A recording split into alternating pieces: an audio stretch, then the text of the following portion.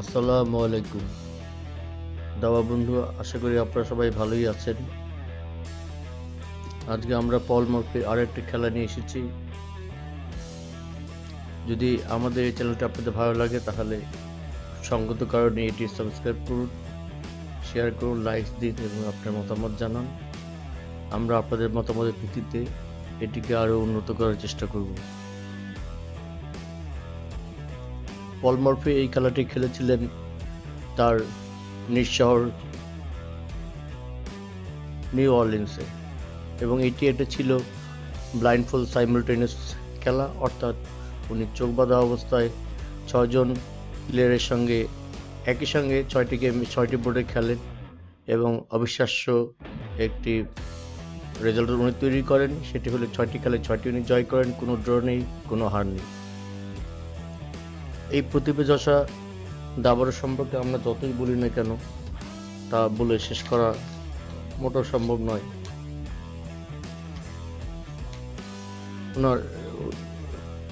উনি অত্যন্ত মেধাবী ছিলেন, সেটা আমরা আগের ভিডিওতে আপনাদেরকে জানিয়েছিলাম। নতুন করে এটা আর বলবার কিছু নেই। আমরা সবাই জানি উনি অত্যন্ত মানে বুদ্ধিমান মানুষ ছিলেন এবং উনি সবসময় অ্যাটাকিং দাবা খেলতে পছন্দ করতেন। ওনার খেলার সবসময় থাকতো গতিময় এবং পিস প্লেস থাকতো সবসময় খুব অসাধারণ এবং খুব আমরা এই খেলাটি দেখা এখন শুরু করে যাচ্ছি। আশা করি আপনারা এই খেলাটি দেখবেন এবং এখান থেকে আমরা দাবার যে বেসিক টুলস যেগুলো ব্লু থেকে সেগুলো সম্পর্কে আপনারা ভালো একটা ধারণা পাবেন বলে আমি বিশ্বাস করি। আগামীতে আমরা এগুলো আরও বিশদভাবে আপনাদেরকে জানানোর চেষ্টা করব। আরও যখন আমরা দাবার টুলসগুলো পড়ানো শুরু করব, আপনার জানানো শুরু করবো, তখন এগুলো শুরু হবে আশা করি। খেলাটি শুরু হয়ে যাচ্ছে। প্রথম খেলা night E4 E5 night F3 সঙ্গত কারণে নাইট E5 অর্থাৎ নাইট E5 কে অ্যাটাক করেছে। এই অবস্থায় কালো খুব সাধারণ যেই অ্যান্সারটি আমরা সাধারণত সবাই দিয়ে থাকি, এখানে কালো সেটি দেয় নাইট C6। মরফির খুব প্রিয় চাল বিশপ C4। বিশপ C4 চালের সঙ্গে সঙ্গে উনি F7 এর পয়েন্টটিকে আক্রমণ ঠিক নয়, টার্গেটের মধ্যে রাখেন আর কি। এটি ওনার খেলার বৈশিষ্ট্য। উনি শুরুর দিকে এই বিশপ C4 চালটি কতবার খেলেছেন এটি দেখতে হবে এবং এটি ওনার খেলার সঙ্গে অত্যন্ত স্যুট করে একটি চাল। এবং F7 এ উনি শুরুতেই অ্যাটাক শুরু করেন নাইট পন F7 এর উপরে, এবং সেই অ্যাটাক সাধারণ মানের প্লেয়াররা এটাকে সামলাতে পারেন না এবং একটু অসুস্থর মধ্যে থাকেন। সেই কারণেই এই বেশিরভাগ প্লেয়ারই ওনার সঙ্গে খেলতে দেখুন D4 খেলার সঙ্গে সঙ্গে সেন্ট্রাল পন তৈরি করেছেন। যদিও E5 এর পন ধরা, কিন্তু মরফি স্টাইলে খেলছেন। D4 পন E4 D4 খেলার সঙ্গে সঙ্গে দেখেন সেন্ট্রাল অ্যাটাক। এখন দেখুন এই পনটিও কিন্তু মরফি স্যাক্রিফাইস করে নাইট G5 খেললেন। খেলার সঙ্গে সঙ্গে নাইট F7 এ একটি অ্যাটাক তৈরি করলেন, যা উনি প্রায়শই করে থাকেন। D5 এটি লজিক্যাল মুভ। বিশপটিকে F7 এর ঘরে যে ডাবল অ্যাটাক ছিল সেটিকে প্রিভেন্ট করা হলো। White E takes D5।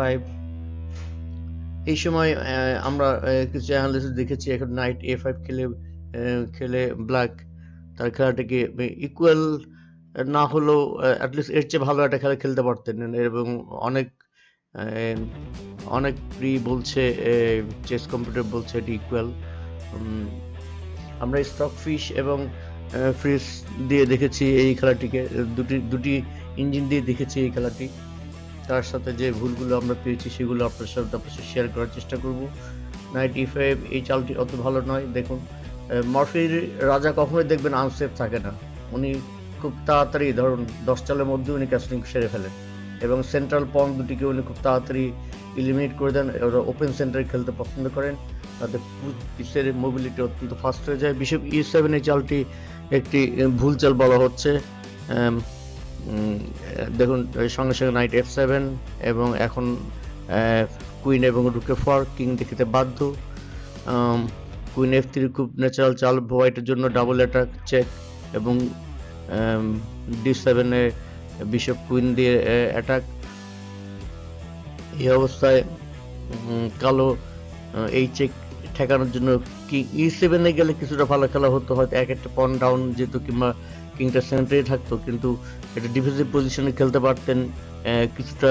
এর চেয়ে ভালো, এর চেয়ে কম খারাপ, ভালো বলবো না, যে খেলাটি হয়েছে সেটি বেশি খারাপ বলবো আমরা, কিন্তু কিং E8-এ গেলে এর চেয়ে একটি ভালো খেলা হয়তো ব্ল্যাক খেললেও খেলতে পারতো। কিং E7 এটি মোটে ভালো চাল নয়, কারণ কিংটিকে ব্ল্যাক আস্তে আস্তে সেন্টারের দিকে নিয়ে আসছে তার নাইটটাকে সাপোর্ট করার জন্য, কিন্তু পক্ষান্তরে দেখুন রুক E1-এ আসলে চেক দিতে পারে, কিন্তু এই সময় মরফি যে চালটি খেলেন সেটি অত্যন্ত মানে উনি যে মেধাবী খেলোয়াড় ছিলেন তা এই চাল নাইট C3, এটি আমার খুবই এটি প্রিয় চাল।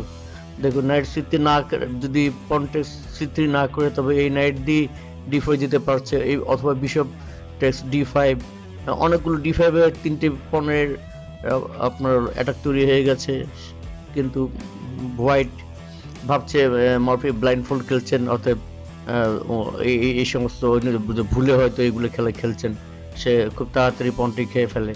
এখন দেখুন rook E1 check, central king only move, white bishop F4, আরও একটি পিস উনি ওনার খেলায় নিলেন। দেখুন এখন H1-এর রুকটি সরাসরি D1 কিংবা E1-এ আসতে কোনোই বাধা নেই। পক্ষান্তরে কালোর দেখুন রুক H8, রুক A8, bishop F8, queen D8, এগুলো চারটা পিসে অরিজিনাল স্কোয়ার রয়েছে, এবং এখন এই রাজাটি দুটো আপনার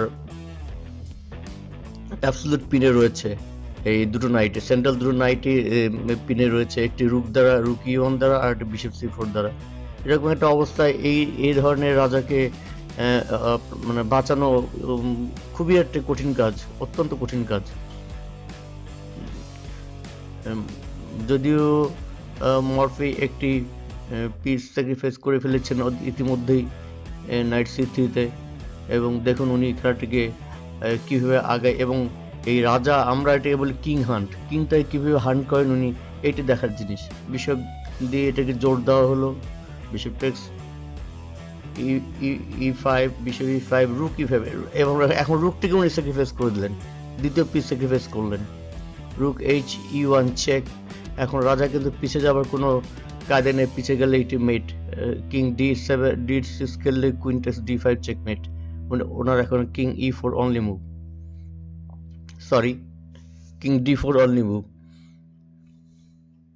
কিং D4। এখন দেখুন মরফি আরও একটা ভালো চাল খেলেছেন, bishop text D5, queen text D5 কোনো অবস্থা হয় না, কারণ রুক D1 চেক, এরপরে কুইন রুকের কম্বিনেশনে এই রাজা এখানে মিট হয়ে যাবে। ওই বেজ লাইনের 3টি পিস ব্ল্যাকের, রুক A1, রুক H1, বিশপ F1 দর্শকের ভূমিকায়। এখন ব্ল্যাক তার একটি মাত্র পিস রুক F1 আনতে এই খেলা এনেছিলেন, কিন্তু এই খেলাটি না হয়ে যদি কিং C5 চালতো, তাহলে খেলা কি হতো সেটা আমরা একবার দেখতে চাই। কুইন টেক্স C5 চেক, এটি অ্যানালিসিস, এটি মেন গেম নয়। কিং পিছিয়ে যাচ্ছে, এখন দেখুন কুইন E5 চেক, যদি কিং D7-এ যায় কুইন E6 চেকমেট, কিং ফেরত আসলো C5-এ, যে রাজা বিশপ C4 চেক। দেখুন কোনো উপায় নেই, কিং B8 গেলে কুইন B5 চেকমেট, খেতে বাধ্য, rook E4 check, queen D5 only move, এখন রুক টেক্স D5 চেকমেট। এইটা আমরা ভেরিয়েশন দেখলাম যে রুক F8 না ছিল, যদি কিং মুভ করতো তাহলে কি হইতে পারতো। আরও একটা অ্যানালিসিস দেখছি আমরা, কুইন F6 খেলে এই চালের ক্ষেত্রে, রুক D1 চেক, এগুলো সব আমাদের অ্যানালিসিস। কুইন E3 চেক,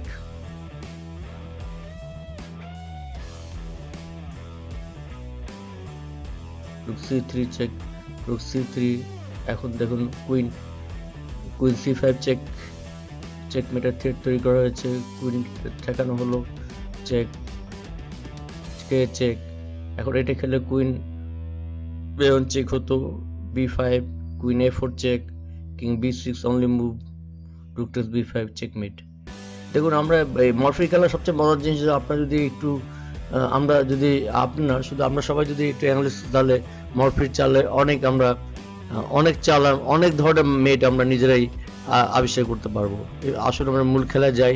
এই খেলা মরফি একটি চাল বলতে পারেন যে মিস করেছেন উনি। এইখান থেকে 4 চালে একটা চাল উনি এখানে চেক দিয়েছিলেন, কিন্তু কুইন c3 চেক দিলে এই খেলাটি এখন থেকে, এখন দেখুন আরেকটা অ্যানালিসিস দেখছি আমরা, কুইন c4 এখান থেকে 4 চালে এই খেলাটি শেষে যাচ্ছে। এখন বিশপ খেতে বাধ্য, rook e5 check, king e6 only move, queen c5 check, king d7 only move, তারপরে queen c5 check, king d7 only move, queen d5 checkmate. কোনো অপশন নেই। দেখেন রাজা কোথাকার রাজা কোথায় চলে গিয়েছে। এটি মানে মরফি এই সমস্ত খেলা খেলতে পারে, মরফির জন্য এগুলো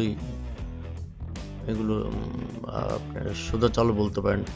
এই সময় দর্শক আপনি একটু সময় দেখুন, এই সময় মরফি যে চালটা খেলেছে সেটা কিন্তু আমরা ট্রেনিংয়ে অনেক সময় কম্পিউটার যদি আপনি অ্যানালিসিস করেন এবং ট্রেনিং যদি অন রাখেন, তাহলে সেও কিন্তু আপনাকে এই সময় বেস্ট মুভটা বের করার জন্য আপনাকে চাইবে আপনি বেস্ট মুভটা বের করুন। আপনারা কিছুক্ষণ চিন্তা করে দেখতে পারেন এখন বেস্ট মুভ কী হতে পারে হোয়াইটের জন্য, এবং সেই মুভটি দেওয়ার পরে আর ব্ল্যাক এই খেলাটি আর কন্টিনিউ করতে চায়নি কিংবা রিজাইন করেছেন। b4 অনেকগুলো ভালো চালের মধ্যে এটি ভালো চাল, মানে চোখ বন্ধ করা অবস্থায় একটা লোক এইভাবে খেলতে পারে, এটা মানে অবিশ্বাস্য। খেলা এখানেই শেষ হয়ে গেছে। আসুন আমরা এই খেলাটির হাইলাইটস দেখি। মরফি তো খেলেছেন মরফির স্টাইলে, আমরা ওনার ওই স্টাইল থেকে কিছু রসদ নিয়ে আমাদের খেলায় আমরা এগুলোকে অ্যাপ্লাই করতে পারি কিনা। দেখুন এখানে স্বাভাবিকভাবে আমরা এর আগেও মরফি খেলায় দেখেছি যে উনি সেন্ট্রাল পন্ড তৈরি করেন খুব তাড়াতাড়ি, অল্প সময়ের মধ্যে এটা উনি তৈরি করে ফেলেন, এবং এগুলোকে উনি খুব তাড়াতাড়ি আবার মানে পনলেস একটা সেন্টারও খুব তাড়াতাড়ি তৈরি করে ফেলেন। দেখুন আমরা কিছুক্ষণ পরে দেখবো এই সেন্টারটি, আর দেখুন এই f7 এর ডাবল অ্যাটাক, f7 এর ডাবল অ্যাটাক, এই ধরনের অ্যাটাকে সাধারণ মানের প্লেয়াররা খুব একটা স্বস্তি বোধ করেন না, সবসময় তারা অসুস্থ থাকেন কীভাবে তারা f7টি বাঁচাবেন, কারণ এইটা এক্সট্রা প্রেশার এবং ক্যাসলিংটা করতে দেরি হয়। d5 এটা তো এটা একটা ডিফেন্স করেছে ব্ল্যাক, কিন্তু সেই ডিফেন্সে মরফি সেই একই আইডিয়া, উনি পন্ড তৈরি করে পন্ডকে সুযোগ পেলে এক্সচেঞ্জ করে উনি পনলেস যে সেন্টারের কথা বলে থাকি আমরা, সেটাতে উনি ওনার খেলা কনভার্ট করে ফেলেন খুব তাড়াতাড়ি, এবং এখানেও তাই করেছেন। এখানে একটা সুযোগ ছিল হোয়াইট ব্ল্যাকের নাইট a5 দিয়ে বিশপটিকে এক্সচেঞ্জ করে ফেলা, কারণ এই বিশপটি f7 এর উপর যথেষ্ট প্রেশার তৈরি করছিল, এবং সেটির সুযোগ ব্ল্যাক হেলায় হারান বলবো আমরা। পরের ইয়েতে আমরা আসছি, নাইট দেখিয়েছেন, এটি কম বেশি ভালো চাল। এখন দেখুন মরফি খুব তাড়াতাড়ি ক্যাসলিং করে ফেলেন, এবং দেখবেন মরফি রাজা কখনো মানে সেফটিবিহীন মানে ক্যাসলিং করেননি, সেরকম খেলা খেলেছেন, কিন্তু রাজার সেফটি উনি খুব ভালো বুঝতেন, সেটা ক্যাসলিং করেই হোক আর ক্যাসলিং না করেই হোক।